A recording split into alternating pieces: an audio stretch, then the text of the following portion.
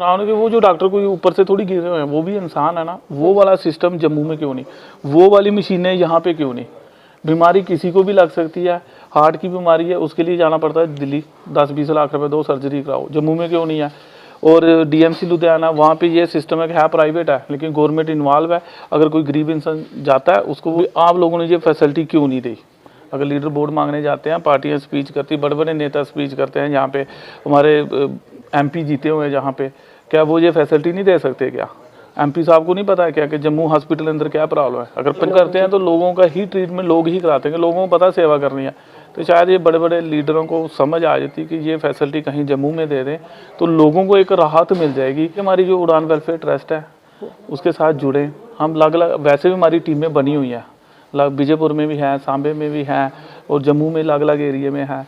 और ऐसे हम चाहते हैं कि और भी लोग जुड़े। खुद ही को कर बुलंद इतना कि हर तकदीर से पहले खुदा बंदे से खुद पूछे कि बता तेरी रज़ा क्या है। ये वर्ड्स मैं इसलिए यूज़ कर रही हूँ क्योंकि जो पर्सनालिटी टाइम मेरे साथ मौजूद है वो इन वर्ड्स को, इन अक्षरों को, इन लफ्ज़ों को डिज़र्व करते हैं, क्योंकि उन्होंने अपनी एक्टिविज़म से, अपनी सोशल एक्टिविज़म से बहुत सी लाइफ जो है उनको चेंज किया है। चाहे वो कोविड के टाइम में लोगों के लिए राशन डिस्ट्रीब्यूशन की सर्विसेज हो या फिर लोगों का संस्कार करना हो, ऐसे लोग जिनके अपने जो है उनको छोड़कर चले जाते हैं और एंड टाइम में उनका संस्कार करने वाला कोई नहीं होता। चाहे वो लोगों के मेडिकल ट्रीटमेंट हो, चाहे लोगों को राशन डिस्ट्रीब्यूट करना हो, और बहुत सी लाइफ जो है इन्होंने अपने एक्टिविज़म से छुई है और एक्टिविज़म से चेंज की है। और हाल ही में अगर हम बात करें तो बीजेपी अध्यक्ष रविंदर राणा जी ने इन्हें सम्मानित किया था, और भी जम्मू की बहुत सी ऐसे संगठन है, बहुत सी ऑर्गेनाइजेशन है जिन्होंने इनको सम्मानित किया था। मैं बात कर रही हूँ शीतल सिंह की, जो कि एक सोशल एक्टिविस्ट है, इस टाइम मेरे साथ मौजूद है।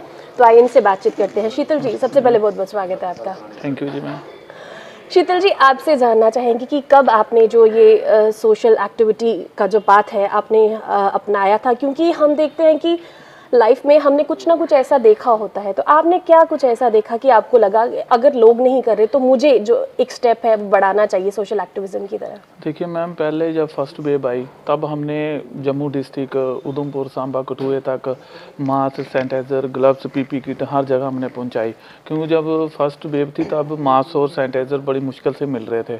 तो हमने दिल्ली से अरेंज करवा के जम्मू में वो काम किया। उसके बाद फर्स्ट वेव में हमने खाना छाना, लंगर सेवा लगातार हर जगह लगाई। फिर सेकंड वेव में हमने सेवा शुरू की, तो तब मैं घर में था तो मुझे फ़ोन आया कि ऐसे एक सरदार जी हैं दिल्ली से आए हुए हैं। तो मैंने उनको जब बस स्टैंड पहुंचा, उनको मिला जाके, 4 दिन से वहाँ बैठे हुए थे। तो बेटी ने, जब मैंने उनके घर वालों को फ़ोन किया तो बेटी ने तो बोला कि इनको आप गुरुद्वारे जहाँ आश्रम में छोड़ दो। तो मैंने उस टाइम बोला मैं पहले इनको इनका ट्रीटमेंट कराएं, क्योंकि हालत बहुत ज़्यादा ख़राब हो चुकी उस टाइम। तब मैं वहाँ पे खड़ा तो लोगों ने मुझे बोला कि आप इनको हाथ मत लगाएं, कोरोना होगा। काफ़ी देर ये तमाशा वहाँ पे चलता रहा। फिर हमने एम्बुलेंस मंगवाई, फिर वहाँ उनको हॉस्पिटल पहुँचाया। हॉस्पिटल में उनका जब मैं लेके गया तो 1 घंटा हमें वेट करना पड़ा वहाँ पे, क्योंकि उस टाइम इतनी मतलब कि रश था हॉस्पिटल के अंदर के, बेड नहीं थे खाली, और हमें आधा घंटा वेट करना पड़ा बाहर मुझे। तब एक किसी की डेथ हुई वहाँ पे, तो हमने इनको बेड के ऊपर लटा दिया। तो डॉक्टर साहब आए तो उन्होंने ट्रीटमेंट शुरू कर दिया। वो 5 दिन रोड के ऊपर रहने की वजह से उनकी बहुत ज़्यादा हालत ख़राब हो चुकी थी। करने के बाद जब मैंने उनको बेड के ऊपर लटाया तो जब मैं उनका टेस्ट करवाया तो नेगेटिव थे। तो वो पूरी बॉडी पॉजिटिव थी। उस टाइम काफ़ी डेथें हो रही थी, लोग आ रहे थे जा रहे थे, मतलब कि बहुत ज़्यादा ही था उस टाइम। ऑक्सीजन की भी बहुत ज़्यादा प्रॉब्लम थी। तो उसके बाद जब उस बेटी को फ़ोन किया, बेटी ने फिर वही ड्रामा कर दिया कि आप इनको गुरुद्वारे मंदिर छोड़ दो। ठीक, मैं कहा मैं नहीं छोड़ सकता, आप आओ जम्मू, तो आओ इधर लिख के दो पुलिस स्टेशन में, तो जहाँ मर्जी ले जाओ।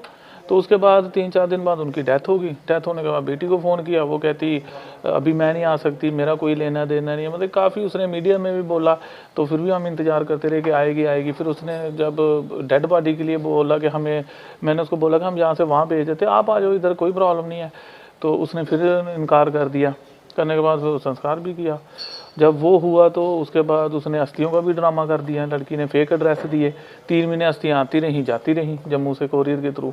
फिर मैंने उनके फैमिली जो थे उन्होंने वीडियो देखी, उस टाइम काफ़ी वीडियो वायरल हुई थी। तो वीडियो वायरल होने से ये हुआ कि उनके दूसरे जो भाई थे उन्होंने मुझे फ़ोन किया, कहाँ से नंबर लिया, तो उन्होंने मुझे लिख के दिया कि आप ही सब कुछ करोगे। तो फिर वो मैंने किया। उसके बाद एक स्टेशन में डेथ हो गई थी जवान लड़के की, वो भी हमने सारा किया। उसके बाद एक पंजाब से और आए थे, उनके काफ़ी कोरोना में ये किया है। तो हॉस्पिटल के अंदर हमने सेकंड वेव में वार्ड के अंदर खाने का 150 बंदे का रोज खाना मारा जाता था। शीतल जी, जैसे आपने बताया कि जो ये फादर वाला था कि बेटी ने ही इनकार कर दिया था, तो कितना मन दुखी। एक जगह आप उनको सर्विस तो प्रोवाइड कर रहे थे, लेकिन कितना मन परेशान होता है कि उन बच्चों को जिन्हें माँ बाप इतनी मुश्किल से पाल पोस कर बड़ा करते हैं, और जब उनकी बुजुर्गी आती है तो वो इस तरीके से उन्हें दुत्कार देते हैं अपने पेरेंट्स को। देखिए, मुझे उस बाद में ये बात मुझे पता चली कि अकेली लड़की थी और उस फादर ने डॉक्टरी कराई थी उसको, और उसके मतलब उसके बाद इतनी प्रॉपर्टी थी, इतना उसका एसेट था कि फादर को वो घर में बैठे 50,000 का नौकर भी रख के दे सकती थी। मतलब इतना पैसा था उनके पास, अरबोपति बंदे थे वो तो बाद में पता चला डेथ के बाद, जब उसके ब्रदर के साथ मेरी बात हुई तो तब उन्होंने मुझे सारा बताया। अच्छी फैमिली है वो, मतलब अच्छे लोग थे वो, दिल्ली में अच्छा उनका बिजनेस था, फैमिली भी उनकी अच्छी है, भाई भी उनके अच्छे थे। लेकिन उस लड़की की क्या मत मारी की ये मुझे उस टाइम समझ नहीं आई कि वो चाहती तो ये कर सकती थी, क्यों अकेली थी वो, तो मदर की डेथ हो चुकी थी। लेकिन जो बीच में लड़का था वो उसी ने सारा कुछ किया, शायद वो प्रॉपर्टी का था। लेकिन अब जो पता चला कि वो लड़के के साथ ही कहीं भाग गई है। मतलब ये तमाशा सारा उसी चक्कर में हुआ था सारा, कि फादर की डेथ हो जाए या कहीं भी चले ये, तो मैं इसके साथ वो भाग जाऊं कहीं। तो मतलब इतना इजी है बच्चों के लिए आजकल अपने माँ बाप को भी ऐसे कर देना।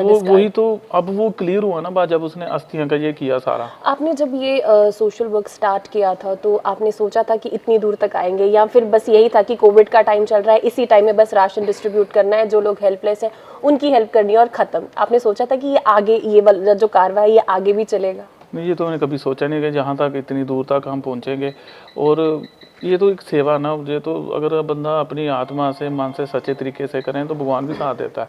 उसके बाद कई इतने केस हैंडल किए, इतने केस हैंडल किए कि अगर लिस्ट पूरा दिन लग जाएगा बताने के लिए। और ऐसे केस भी आए हैं जो इंसानियत को शर्मसार करते हैं जम्मू शहर में। ये तो आम बात हो चुकी है आजकल। ऐसे केस हैंडल किए, जैसे स्टेशन वाला केस हैंडल किया था उस टाइम मैंने, तो जवान लड़का था, उसकी डेथ होगी हार्ट अटैक से।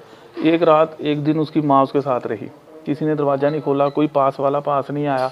फिर हम पहुंचे दूसरे दिन, बाहर निकाला, संस्कार सारा किया उसका विधि के साथ। लेकिन आले दुआले वाला उस टाइम कोई बाहर ही नहीं निकला था। वो बेचारी लेडी बहुत ज़्यादा परेशान थी, वो तो डिप्रेस हो चुकी थी, उसको तो होश ही नहीं थी कि मतलब ये प्रूफ देता है कि हम वाकई में कलयुग में रह रहे हैं। कि तो आस पास भी जो इंसान है वो आपको जो जब आपको हेल्प की जरूरत है तो इनकार कर देते हैं। वो तो देखिए, ये तो एक था। इसके बाद वो जो बेटी का था, जो छोटी सी लड़की थी 3 मंथ की थी, जिसको तालाब तिल्लू नहर पे छोड़ा, वो भी लोग थे। उसके बाद अभी जो कल हमने किया है वो आप देखो, नाली में फेंक दिया छोटे से बच्चे को, छोटी सी बेबी नाली में फेंकी, नाली से बाहर निकाला गया। तो कैसे लोग हैं, ये तो सामने दिखता है ना कि इनकी मत मारी गई है या क्या हो गया कि जो लोग ऐसे काम करते हैं। ऐसा नहीं होना चाहिए। मतलब ऐसे काफ़ी केस जम्मू में आ रहे हैं जो इंसानियत को शर्मसार करते हैं। और कई संस्कार मैंने किए हैं जिनको घर वाले छोड़ गए उस टाइम, हम पॉजिटिव हम नहीं आ सकते। आपने देखा होगा न्यूज़ में, उस टाइम एक कैंसर पेशेंट था, उसकी न्यूज़ भी चली थी। वहाँ पर रविंद्र रैना जी ने भी मदद की थी, हम सब ने भी की थी वहाँ पे।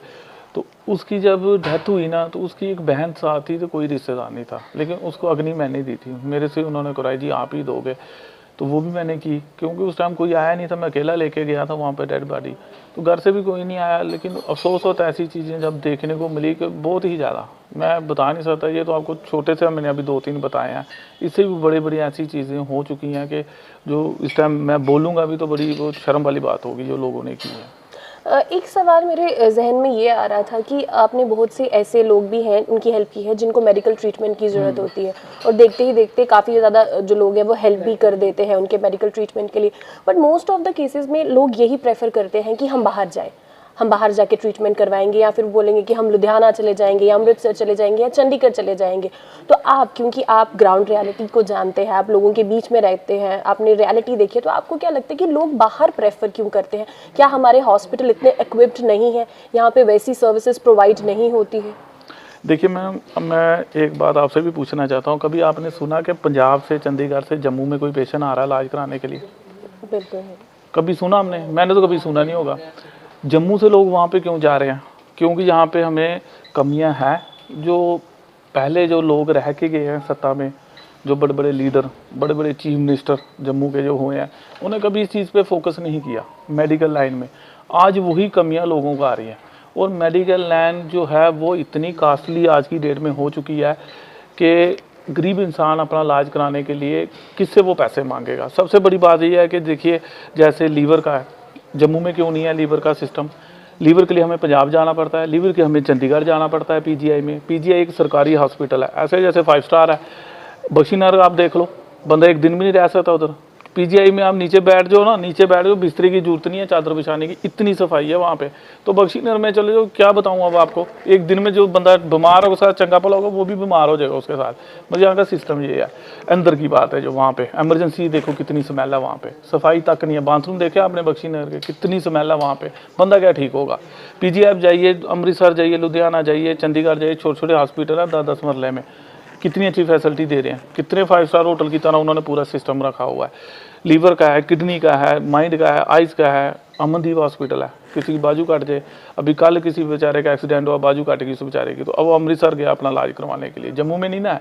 अभी लीवर के लिए अगर गरीब बंदे को 10 लाख रुपए चाहिए, वो कहाँ से लाएगा, किससे मांगेगा वो, उसको पंजाब जाना पड़ेगा ना। तो पंजाब जाने के लिए जम्मू बख्शीनगर हॉस्पिटल के पास एम्बुलेंस नहीं है। क्यों नहीं एम्बुलेंस है? अगर आपके पास एम्बुलेंस नहीं, इतना बड़ा आपने हॉस्पिटल बनाया हुआ है, अगर अमृतसर जहाँ से जाना होगा 8,000 रुपया छोटी एम्बुलेंस का, 10,000 लगा लो। कहने को ये सरकारी अस्पताल है, लेकिन सहूलियत वैसी वाली कोई नहीं है। वो तो सारी जम्मू शहर जानता, किसी को तो विश्वास ही नहीं है बख्शीनगर पे। कोई बीमार होगा पहले बोला कि चंडीगढ़, अमृतसर, लुधियाना ले लो, जम्मू में क्या करना है इधर आके। चंद बंदे होंगे जो इसी बात को 5% होंगे जो बोलेंगे हाँ जी बख्शीनगर, 95 कहते हैं जी बाहर ही ले जाओ लोगों को, यहाँ पे जाना फिर वापस नहीं आना। मतलब विश्वास होता ना एक बंदे को, मुझे अपने आप पे विश्वास है कि मैं बीमार होगा उधर जाऊँगा ठीक हो के आऊँगा, क्योंकि सिस्टम नहीं ना इनके पास है। उसके बाद देखिए जैसे स्पाइनल कार्ड है, स्पाइनल कार्ड का जो ट्रीटमेंट है वो जम्मू से बाहर है, जम्मू में क्यों नहीं है। और जब स्पाइनल कार्ड का ट्रीटमेंट होता है उसका कितना पैसा चाहिए, इतने मैंने उसके लिए केस हैंडल किए हैं, लोगों का पैसे नहीं होते, एम्बुलेंस के लिए पैसे नहीं होते, दवाइयाँ तो बड़ी दूर की बात है। 50,000 रुपये लगता है एम्बुलेंस का, 40,000 रुपये रेट है एम्बुलेंस का, 10,000 छोटी एम्बुलेंस का है। इतना बड़ा हॉस्पिटल एक एम्बुलेंस नहीं दे सकते। अगर आपके पास वो ट्रीटमेंट नहीं है, कम से कम वो एम्बुलेंस तो दो, वहाँ तक बंदा पहुँचे, एक फैसिलिटी तो दो ना। एक छोटी सी फैसिलिटी नहीं आप दे सकते तो बड़ी फैसिलिटी आप कैसे दोगे। जहाँ के जो टेस्ट हैं हॉस्पिटल के अंदर के, जम्मू के हॉस्पिटल के बख्शीनगर टेस्ट करवा लो आप, उधर चले जाओ अमृतसर, वो जो टेस्ट नहीं मान लेंगे वो अपने टेस्ट करेंगे, वो यकीन ही नहीं है। यकीन ही नहीं ना। दूसरी बात ये है कि वहाँ के जो मैं मरान के वो जो डॉक्टर कोई ऊपर से थोड़ी गिरे हुए हैं, वो भी इंसान है ना। वो वाला सिस्टम जम्मू में क्यों नहीं, वो वाली मशीनें यहाँ पे क्यों नहीं। बीमारी किसी को भी लग सकती है, हार्ट की बीमारी है उसके लिए जाना पड़ता है दिल्ली, 10-20 लाख रुपए दो सर्जरी कराओ, जम्मू में क्यों नहीं है। और डीएमसी लुधियाना वहाँ पे ये सिस्टम है कि है प्राइवेट है लेकिन गवर्नमेंट इन्वॉल्व है, अगर कोई गरीब इंसान जाता है उसको वो डिस्काउंट भी करते हैं। तो यहाँ पर ऐसा कोई सिस्टम है, जैसे क्योंकि आप सोशल वर्कर हैं, आप करीबी से लोगों की मदद करते हैं, तो यहाँ पर कोई गवर्नमेंट की तरफ से सपोर्ट है? यहाँ पे सिर्फ इमरजेंसी में 2-3 चीज़ें मिलती है, एक ग्लूकोज, एक पट्टियाँ, तो एक पेन किलर इंजेक्शन, उसके बाद कुछ नहीं है यहाँ पे। एक मैंने छोटे से बच्चे का एक्सीडेंट हुआ था, 7 साल का बच्चा था, जब मैं हॉस्पिटल पहुंचा उसके बाद पैसे नहीं थे, उसके फादर की डेथ हो गई थी, मदर सीधी सी, 3 बच्चे थे छोटे छोटे, उसके बाद 500 रुपये नहीं था जेब में। जब हम इमरजेंसी के गए तो 4 घंटे बच्चा लेटा रहा, उसके बाद उन्होंने डॉक्टर ने बड़ी लिस्ट बना के दे दी, जाओ जी ये सामान लेके आओ बाहर से। 6,000 का सामान आया, 6,000 का सामान ला के इमरजेंसी में दिया, फिर उसका ट्रीटमेंट हुआ। ना होते पैसे तो इमरजेंसी को क्या करना है। कहने को ये सरकारी अस्पताल, वही तो मैं कह रहा हूँ कि जो बड़े लीडर थे जम्मू के, जो नेता थे, इन्होंने इस तरफ ध्यान नहीं दिया और लोगों ने भी इनको नहीं पूछा कभी आप लोगों ने ये फैसिलिटी क्यों नहीं दी। अगर लीडर बोर्ड मांगने जाते हैं, पार्टियां स्पीच करती, बड़े बड़े नेता स्पीच करते हैं, यहाँ पे हमारे एमपी जीते हुए हैं जहाँ पे, क्या वो ये फैसिलिटी नहीं दे सकते क्या? एमपी साहब को नहीं पता है क्या कि जम्मू हॉस्पिटल के अंदर क्या प्रॉब्लम है? अगर पंजाब के एमएलए, मिनिस्टर, एमपी काम कर रहे हैं हॉस्पिटल के अंदर, तो यहाँ पे क्यों नहीं है? ये चीज़ें लोगों को खुद इनसे पूछनी होगी, क्योंकि मैं जब ये देखता हूँ कोई गरीब इंसान के पास 20 लाख नहीं ना इकट्ठा होता तो बड़ी प्रॉब्लम होती है। अभी परसों 10 दिन पहले एक आपने न्यूज़ देखी होगी लेडीज़ की, जो हमने उधर भेजी, पैनक्रियाज की प्रॉब्लम थी, 3 महीने इधर जम्मू में हॉस्पिटलों में रही बेचारी, पैसे सारे उसके ख़त्म हो गए थे, कहाँ वो अपना ट्रीटमेंट कराती। अब लोगों ने एक पैसे इकट्ठे करके उसको भेजा है, अब उसका डीएमसी में ट्रीटमेंट हो रहा। वो पैनक्रियाज का सिस्टम जम्मू में क्यों नहीं है? जम्मू में होता तो 4 पैसे बचते हैं ना बंदे के। तो क्या जो सरवाल से ताल्लुक रखते, हाँ सरवाल वाले तो वो गए ना वहाँ पे, वो एक केस था। उसके बाद कई ऐसे केस हैं जो हमेशा लोग बाहर ही जाते हैं, क्योंकि अगर ये सिस्टम जम्मू में बनाते ना ऐसा, तो जम्मू की ग्रोथ और ज़्यादा होती। अब जहाँ से कोई जाता है पंजाब में हॉस्पिटल के पास, वहाँ पे कमरा लेता, होटल में रहता, 10 बंदे खाना भी खाते हैं, तो ग्रोथ होती है ना काम की। इधर ही कुछ नहीं है, इधर आप खुद ही देख लो कि कुछ है। तो ये कमियाँ इन्होंने पूरी करनी, हमने थोड़ी करनी है। हम तो सिर्फ बोल सकते हैं। ये जो मौके के लीडर हैं या मौके के बड़े बड़े अफसर हैं, उनको देखना चाहिए कि वहाँ का सिस्टम जहाँ में लाने में क्या प्रॉब्लम है। शीतल जी, आप इतनी ज़्यादा सोशल वर्क आप करते हैं, चैरिटी करते हैं, वहाँ पर पैसे भी काफ़ी ज़्यादा स्पेंड होते हैं, तो कहीं ना कहीं ये भी लोगों के जहन में सवाल आता होगा कि इतने पैसे कहाँ से आते हैं, तो आप कैसे मैनेज करते हैं? लाइक ये सब कुछ जो फंड्स वगैरह ये सब लोग ही क्या देते हैं, लोग ही हेल्प करते देखिए हैं? इसमें यह है कि जैसे कई केस ऐसे आते हैं जो बड़े केस होते हैं, उसमें तो लोग हेल्प करते हैं और गवर्नमेंट से तो कोई फंडिंग नहीं होती इस चीज़ में। इतनी फंडिंग इन्होंने क्या देनी है? एक हॉस्पिटल में एम्बुलेंस नहीं दे सकते तो फंडिंग क्या देंगे? जो किसी को कोई काम कर रहा हो ना, ये फंडिंग नहीं देते। ये फंडिंग उनको देते हैं जो उनके नेता होते हैं, जो लीडर होते हैं, जिन्हें प्रचार करना है, उनको फंडिंग शंडिंग होती है। हमें कुछ नहीं होता, हमें सिर्फ लोग, पब्लिक और जो पंजाब से हमारे लोग देखते हैं काम करते हुए, जो सेवा भाव उन लोगों में है, वो हमें सपोर्ट करते हैं। वो उन लोगों के मैं अपना अकाउंट नंबर कभी नहीं देता, ना आता मैंने कभी दिया। मैं जब भी अकाउंट देता हूँ, जिस बंदे की प्रॉब्लम है उसका ही अकाउंट देता हूँ। तो मतलब लोग ये पब्लिक का ही पैसा है पब्लिक हो जाए जी। अच्छा, मैं उसमें से कभी मैंने आज तक जितना भी काम किया, कभी मैंने अपना किसी को अकाउंट नंबर नहीं दिया। लोग मुझे बोलते हैं कि जी आप अपना अकाउंट नंबर, मैं देता ही नहीं हूँ। ये लोग ही हेल्प करते हैं, लोग ही हेल्प करते हैं, तो लोगों का ही ट्रीटमेंट लोग ही कराते हैं। लोगों को पता सेवा करनी है, तो शायद ये बड़े बड़े लीडरों को समझ आ जाती कि ये फैसिलिटी कहीं जम्मू में दे दें तो लोगों को एक राहत मिल जाएगी कि हमें सिर्फ जो कराना है जम्मू में कराना है। तो एट लास्ट मैं चाहूँगी कि लोगों के लिए मैसेज दें आपको। देखिए मैं यही आपके चैनल के माध्यम से अपील करना चाहता हूँ कि जितने भी लोग जम्मू कश्मीर के हैं जो सेवा भाव में विश्वास रखते हैं मदद करने के लिए, वो हमारे साथ जुड़े। लोगों की और ज़्यादा मदद होगी। जितने ज़्यादा लोग जुड़ेंगे, जितने ज़्यादा एरिया में होंगे, कुछ किसी भी गरीब इंसान की मेडिकल लाइन हो, जहाँ किसी की पढ़ाई की लाइन हो, जहाँ कुछ भी आप सोच लो कि वहाँ तक वो चीज़ पहुँचेगी। जितने ज़्यादा लोग जुड़ेंगे उतनी ज़्यादा ही हम और ज़्यादा काम करेंगे, क्योंकि गवर्नमेंट की इसमें कोई फंडिंग नहीं होती है। ये लोग खुद से ही सेवा करते हैं और ऐसे में कि हर इंसान को आगे आना चाहिए। अगर कोई आपके साथ जुड़ना चाहे तो किस वे से? देखिए हमारी जो उड़ान वेलफेयर ट्रस्ट है उसके साथ जुड़े। हम अलग अलग वैसे भी हमारी टीमें बनी हुई हैं, बीजेपुर में भी है, सांबे में भी है और जम्मू में अलग अलग एरिया में है। और ऐसे हम चाहते हैं कि और भी लोग जुड़ें, अच्छे अच्छे लोग जुड़ेंगे जो ये सेवा करनी चाहते हैं मार्केट में या कहीं भी सेवा करने चाहते हैं, वो आए सामने। और सेवा से देखिए अगर लोग ज़्यादा सेवा करेंगे, ये तो एक पुण्य वाला काम है। ये अपने लिए बंदे ने करनी है सेवा, किसी के लिए थोड़ी करनी है। तो मैं कहता हूँ ज़्यादा से ज़्यादा लोग जुड़े। बहुत बहुत धन्यवाद आपका। ये थे हमारे साथ सोशल एक्टिविस्ट शीतल सिंह जी, जिनसे हमने बातचीत की। और अगर आप भी इनके साथ जुड़ना चाहते हैं तो अपनी ट्रस्ट का नाम इन्होंने आपको बता दिया है। और अगर आप कोई प्रॉब्लम में हैं या आपके आगे पीछे कोई आपका नेबर है जो प्रॉब्लम है, उसके लिए भी आप इनको अप्रोच कर सकते हैं। ये आपकी हेल्प जो है ज़रूर करेंगे।